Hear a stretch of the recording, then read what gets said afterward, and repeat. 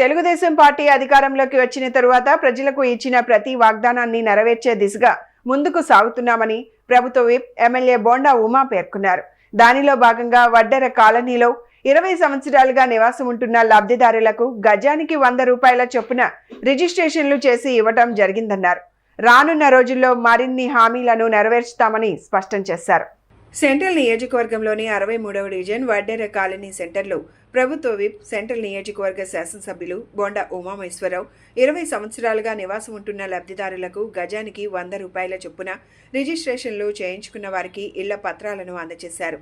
ఈ సందర్భంగా బోండా ఉమామహేశ్వరరావు మాట్లాడుతూ తెలుగుదేశం పార్టీ అధికారంలోకి వచ్చిన తరువాత ప్రజలకు ఇచ్చిన ప్రతి వాగ్దానాన్ని నెరవేర్చే దిశగా ముందుకు సాగుతున్నామని పేర్కొన్నారు. నామమాత్రపు ఖర్చుతో ఇళ్ల రిజిస్ట్రేషన్లను పూర్తి చేసి లబ్ధిదారుల ఇళ్ల వద్దకే పత్రాలు అందజేయడం ద్వారా ప్రజలకు ఇచ్చిన మాటను నిలబెట్టుకున్నామని తెలిపారు.